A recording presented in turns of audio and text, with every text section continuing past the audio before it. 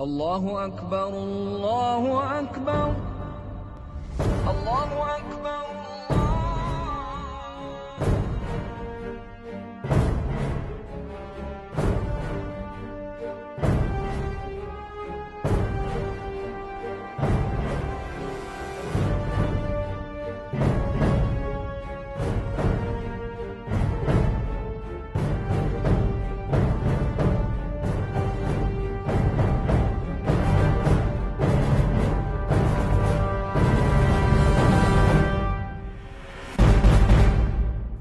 Hi and welcome to Worlds Apart, a program that is dedicated to speaking the truth in love. I'm your host, Rommel Gussain, and today we have with us Daniel Shayesteh, who'll be discussing with us ideologies that are truly worlds apart. First of all, welcome to the show, Daniel. Thank you. It's a pleasure to be here. It's a real honor to have you come and share some of your insights with us. Thank you. Thank you. I'm so much delighted to be here. Thank you very much. Now, what I would like to do is discuss on this very first episode a little bit about your life. I think your story is wonderful. It is an amazing story. What God has done in your life, the transformation is really, for someone that has never come across what God can do, it would seem unreal.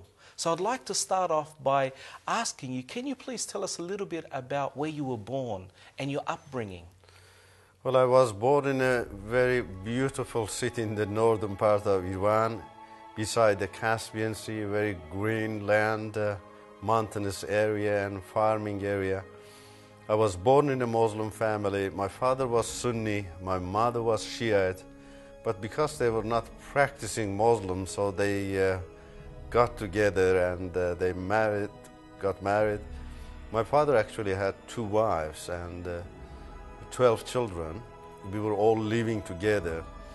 My father encouraged me from childhood to go to religious courses, memorizing Quran.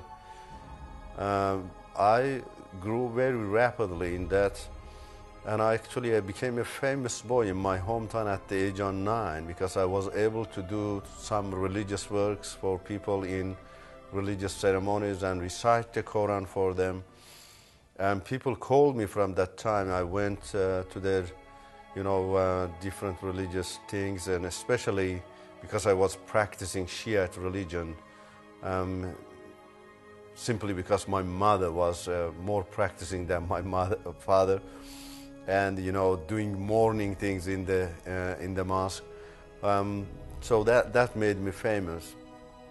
And from childhood also we learned that Christians and Jews are unclean people. I just want to tell you the commitment I had in that. So we learned these things, and we learned from the mosques and from the community that Islam must be taken to the end of the world, and each Muslim has an obligation to do that and to commit, to donate and whatever to do. So this much I learned from Islam, but really I didn't know the depths of radicalism until I entered university, and then in university I started to become a radical Muslim. Yes, and so when you did grow up, this was something that you did believe? Absolutely. And you followed it to the best of your ability? Absolutely. I mean, you don't know anything else, and you are not allowed to read any other religion or doctrine or philosophy. This is what you have learned from childhood, that Islam is the best and perfect religion, and it should perfectly dominate the world. You are in it, you do everything for it. And it really shows, it really is, as what this episode is called and what this program is called, it was worlds apart. The difference between Christianity and Islam. And you were taught that at a very young age. Absolutely. I had become an encouraging person really to many people, and families really used me, showed to their children as an example to them. And that interest was so strong from childhood that after I entered university, I established myself, in philosophy and in Islam. And then after Islamic Revolution, I started really to teach my followers to commit themselves fully to Islam and to live for Islam. Wow. So you went to university, you studied there, and you committed to yourself to studying Islamic philosophy, is that correct? My study was not about philosophy, but if you're involved really in religion, you go in it. And especially I was very much interested in classical Iranian poetry. If you're involved with classical Iranian poetry, you need to know about mystic philosophy and philosophies. So eventually I became so much interested in that. And also I entered university, the revolution really has started. And there were different groups, atheists, materialists, were religious people. They were always discussing with each other about philosophy and other things. I said, wow, I love this. I have to really establish myself very strong in that. So I went in it actually for a year. I didn't believe that there was a God. I was influenced by the teachings of atheists that if God is there, you have to see him, you have to touch him, And but what happened in that 1 year, I really, devotedly committed my time in reading philosophical books, both from materialism and religious side. And after a year, I discovered, there must be one God for the universe, a creator for the universe. Because I didn't know any other religion, so consequently, I went back to Islam. But this time, Islam was a radical Islam. In the university, there were students, they were radical, committed, They were encouraging other people to commit themselves to Ayatollah Khomeini, whose voice in that time was stronger. So I became a radical Muslim then. And so, this word radical, we often hear it and we have this negative label about it. But I suppose in your day and in your age, what you meant by radicalism was passion.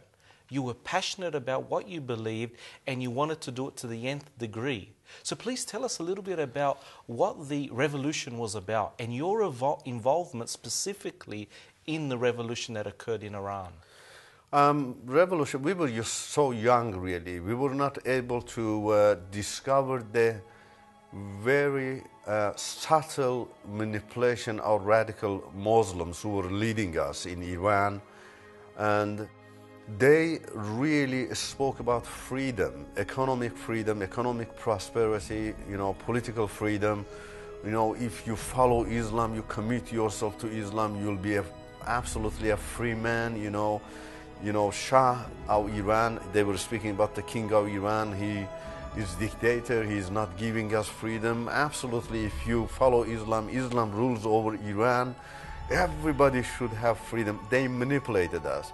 We didn't know the depths of Islam. You see, I knew the philosophy of Islam.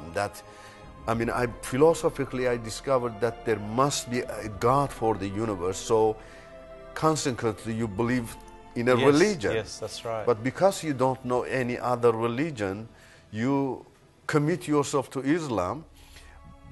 But that doesn't mean you know the social philosophy and political philosophy or moral philosophy of the religion deeply. We didn't know that. We were younger people. We just said, we have to follow these leaders, If we are Muslim, we have to follow them. And also their talks were so attractive. Yeah, you will have economic prosperity, political freedom. Students will benefit, people will benefit from the money of petrol, so we committed ourselves really to that. But the scenario changed after the revolution.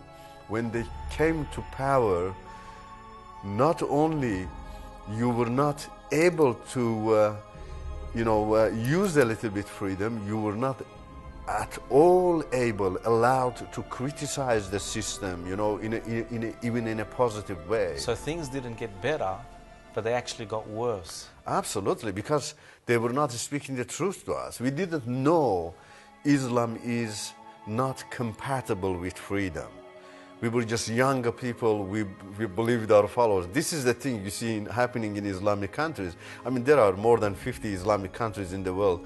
Which one of them have the freedom really? Yes, None of them. You see, I mean, even a boy or girl, they love each other. They do not have even time to talk to each other, to know each other. You see, I'm just speaking this, giving you a Simple, yes. small example of that. You know, what about, you know, looking to the economic system and saying, no, this is not going to work here. You say this, you lose your life. I mean, one of my death sentence in Iran was, I just said to the leader that even our leader, in a nice way I said, if our leader does mistake, we need to remind him for the well-being of our country. I got death sentence. Wow. Oh, leader does mistake? You know, so that was the real nature of Islamic rule that didn't show itself before the revolution. Okay, and so now you went to university, you became entrenched in Islam, you believed it, you followed it, you went through the Islamic revolution, so now you're on the other side. What happened next? Did you remain as a Muslim? No, I didn't. What happened, after 3 months, we captured the country and Ayatollah Khomeini came to Iran. After 3 months, we realized that nobody is able to, you know, say to the leaders, look, that's not right. That's not what you promised us. And especially journalists criticized, and they were taken to prison, tortured, lifetime imprisonment, and death. That scared all of us. What's happening here? They promised us freedom, but we are now absolutely chained. Because we were the frontiers of revolution, we paid a lot of price, really. Ayatollah leader wasn't outside. He was, you know, enjoying his life in France and in Iraq. And so he came here. Now we are absolutely in an authoritarian system. What's happening here? Because it was not that far from the beginning of revolution, we said we need to do something. So we really criticized this. You know, we said this is not good. And especially Iranian people, because their ancient culture is very pro-freedom. You know, Cyrus and Darius, they are mentioned in the Bible. They were, you know, they gave freedom to all people. Iranian still attached themselves very strongly, really, to their ancient culture and to their great kings. They wanted freedom. They called themselves Muslim, but they say, we want freedom. And we were blamed a lot because they said, you were here. And for that reason, we said, hi, but we start our own political party, hoping to gain the vote of people and government to bring back really that freedom. And we did actually. After a year, one of my colleagues became the president of the country with 98% of people's vote. Wow. And Ayatollah and other leaders lost with 2%. But this was a huge loss to them. And also Ayatollah blamed our party, and he said, according to Quran chapter 5, there shouldn't be in any Islamic country more than one party. Quran chapter 5 says only the party of Allah, Hezbollah, means in chapter 5, should triumph. So the other party is illegal. It's not legitimate according to Islam. Now what's the instruction for that? Ayatollah says the legitimate party, his party, even though lost with 2%, should destroy all other parties, and especially our party. They attacked and, you know, they terrorized government, and the president escaped. Government was demolished, and some of us escaped, some were killed. I was one of them, caught and put in a death cell, waiting in the death row. Wow. I was in the cell with 4 of my friends. All 4 were killed, and I was able to escape by the help of some of my friends. I escaped from Iran to Turkey. And so God spared my life, even though I didn't know the real God in that time, but he had a plan for me. That's right. So eventually I was able to escape from Iran to Turkey. Yes. And so the Lord Jesus was singling you out. Absolutely. He had his eye on you that Absolutely. whole time. Yeah. And so during that whole time, you didn't blame Islam, did you? You basically saw that this was someone who came into control. He basically then wanted to do his own way, but it wasn't what Islam taught. So where was it that the Lord Jesus started to change your life or shape your circumstances so that you were challenged with what the Bible said? Before before being taken to prison, I never thought that Islam was a problem. I was in the prison. I was waiting in the death row. You know, literally a dead man, really. All energy has gone. All freshness has gone. All you know, hope. Gone. You're Gone, a dead. yes. You're a dead person, literally. But the only available book in the prison was the Quran. I had never read the Quran entirely in my mother language, because you're always encouraged, don't read the Quran in your mother language, only read in Arabic. Arabic, yes. You know, because if you read in your mother language, you do not like it, you criticize it, you know, Allah will curse you, or you're putting yourself in danger. Always that was in our mindset. But in the prison, I was tortured, I was in pain, and those persecutors were saying to you that this persecution, we have got permission from Prophet Muhammad and from other holy leaders, and it was unbelievable for me. And they said it's from the Quran. I said that cannot be from the Quran in my heart. But that was not an easy question. I started to read the Quran. I said I need to read it in my mother language and to see that. And I read the Quran in my mother language. I was shocked. For 2 weeks, really, I couldn't believe that was my Quran. I saw that every evil is created by Allah. He is the creator of every pain. He has created man in toil and trouble. He is the creator of sin. He has corrupted Satan. I was shocked. I said, how can a holy God, how can a just God create corruption, sin, create people with torture, in toil and trouble? He is the one, is the root of all problem. Gradually, I lost my dependency on Islam. It was not easy, but the life was after that for me in prison so painful. Before that, I was thinking that I was going to die as a martyr of Islam. But now, I'm questioning myself, for whom I'm going to die? For a God who does not exist, for a God who is absolutely a God of paganism, that he cannot be the true God. So I lost my dependency on Islam there, really, not before that. In prison, I lost really Islam. And I escaped from Iran to Turkey. Still I'm carrying the culture of Islam without even realizing it, because I don't know any other culture, any other thing. And but no Islam. I lost my commitment to Islam in Turkey. I tried to live as a just normal person, normal Iranian. In the back of my mind, I was thinking, but I go to the ancient Iranian religion, Zoroastrianism. So, you know, that's my ancient religion, my national religion. But the Lord came into my life in an amazing way. And in Turkey, in the second year, I was in the university. I was to enter the university in Turkey to qualify my study. Turkish is my mother language, so it was not difficult for me to manage the language there. And in the second year, I found a fellow Iranian man in Turkey. He had a business there. I became friend with him to, you know, spend my time with him, and he encouraged me to put my money with his, make the capital larger, to make more money. I did that.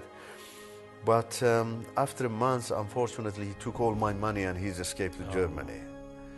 I couldn't chase him legally because the company was under his name. I wanted to find a friendly way to approach him and to beg him to give my money back. It was a big money, around 30,000 Australian dollars. It's a big money in the Middle East. So I remember that one day he was going to a church. I said, how about if I go to that church and ask about him? And maybe they can give me an idea. For the first time in my life, I was going to a church. It was very scary. First of all, I was a leader. I knew that a Muslim shouldn't go to a church. Yes. And also, being a fugitive politician from Iran, that's more scary. If you're found in the church, somebody reports to Iran, And that's a good excuse to destroy your family, your tribe, your clan, you know. That's what, you know, in Islam, a problem is not just your problem, it's your family problem, it's your, you know, tribal problem. The whole thing, the whole line, yes. I was afraid, but my money was a big money, encouraged me to go. I went to the church and everything started from there. You know, I came really face to face with amazing things. First of all, these people were so sad I lost the big money to a man whom they helped. They offered their help to me to find him in Germany for me. Wow, so as soon as you went in, you asked some questions in the church, and you could see that there was a difference. There was a difference. Some differences shocked me. For example, they were playing music in the church. That was scary. Why? Music is illegal in Islam. Oh, wow. Muhammad, the Prophet of Islam, said, Allah sent me to destroy all instruments. You see, no committed Muslim listens to music. Music is haram, illegal. And also these people were so excited and happy. You do not become a happy person in a mosque. You're an angry person. You know, you're full of hatred there, you know. If you're excited in a mosque, somebody asks you what is wrong with you, you know. And especially these people were standing and some ladies were singing there. Oh my goodness. Ladies raised their voices in a worship place? That was so strange to me, really. And I was scared. I couldn't stand with them. I sat behind everybody closer to the main door. I said something strange happened so I can run out easily. But anyway, nothing happened. And after the fellowship, they came, welcomed me, and I said the story to them. They became so sad. They so friendly to me. We can find this man in Germany. We have many friends there. You just keep in touch with us. We get any news, we'll be able to share that with you. So that caused me to keep in touch with them. Yes, and so now if you can please take us to the point where you were challenged, where you started to discover that what you've been taught wasn't right, and in fact, this God of the Bible is the true God. Please take us to that point. It was amazing, really. In first 2 weeks, I said to myself, don't listen to them, because I was afraid. I am here for my money. But these people were so nice people. I started to listen to them. Their messages were amazing, really. I said to you, I loved my philosophy, and being a classical Iranian poet involved with poetry, I always loved really that, you know, that philosophy that Iranian poets have, you know, practicing righteousness in this world. It was good for me, you know, I loved it, even though I was not a Muslim, but that, you know, kind of... Appealed to you. Yeah, appealed to me. It says to you to search for God in this world, even though it's not Islamic. People were calling themselves Muslim, but it's not Islamic. However, none of them could say that you can be with God in this world. You can unite with God in this world. It was amazing that I was hearing from these Christians, they were saying that God is with us. Emmanuel, God is everywhere. God is personal. Now, in all other religions, including Islam, God is impersonal. He doesn't reveal himself because he doesn't have any personality. Muhammad said, God does not reveal himself to you. Any person who says that Muhammad met God or saw God, he is a liar. So God is not the revealing God. But these Christians are saying that God has revealed himself to us. Their philosophy was so powerful that they said, if God is not personal, if God is not revealing, then how he created Adam and Eve? Yes. He needs to reveal himself. He needs to touch the dust. He needs to shape the dust. He needs to breathe in dust and give life to dust, and they become living creature, and they became living creature, and they saw their God. That was amazing. And also my conscience was crying to me and saying to me, that's right. That's so powerful. It really touched my heart. And also I had a dream. That dream was amazing. That dream and their messages caused me to read the gospel, to be interested in reading the gospel. They gave me a New Testament and I started to read that. It was amazing. Really was amazing. How was it amazing? What did you discover when you read it? New Testament is the most powerful philosophical book in the world. You know, 30 years after giving my heart to Jesus, I went into the depths of old religions and philosophies. It has yummy philosophy, a delicious philosophy, really. It's the philosophy for your whole soul and life, and a living philosophy. You see, all of them were amazing. You see, in Matthew chapter 12 says, God reveals himself. God is speaking about his son, Jesus. My spirit is on him. In other words, I am in him. I am him. To do what? To take justice to victory. In other words, to overcome Satan in the life of people. Now that's an exciting thing, because all Muslims are crying every day that to be pure of their sins, to be put in the right path, but they are not taken there. But the gospel is said to be, God revealed himself to crush the Satan in your life and to release you, to free you. In other words, to be saved. In other words, to be united with your Creator. To be united with your Creator, that's what all Muslims are crying for, that, and they cannot have it. But gospel is giving God to you to be united with God, to have personal relationship with him. That was one amazing thing. The second amazing thing is John chapter 1. Amazing chapter, amazing philosophy. John chapter 1 says, Jesus is Word. Now in philosophy, you never attribute the word to a man, only to God. For example, in every religion, you ask their scholars, what is God? In Islam, in Greek philosophy, in Hinduism, in Buddhism, what is God? They say to you, the Word. Now what kind of word? That's different. In Islam and in all other religion, unknowable word. Inaccessible word, non-revealing word, non-functional word. But I found a different definition in the gospel. The word became flesh. Why? Because he is personal, he is revealing, he is functional, he has image, he needs to put his image into practice. So yummy. Now why did he reveal himself? Because he wants to show his glory to people, his truth to people. People see the truth and back, they turn back and look at themselves and compare themselves with God. They say, I want that truth. Wow. I want that glory. That's amazing. So that was so powerful to me, really. And I'm sure that there are so many other things. And I thank you so much for being able to share those few points with us. That's a pleasure for me. Now, I just want to encourage our viewers to get the full extended version of Daniel Shayesteh's life, what God has done in his life. It's on this DVD. This DVD is called My Journey to the Truth.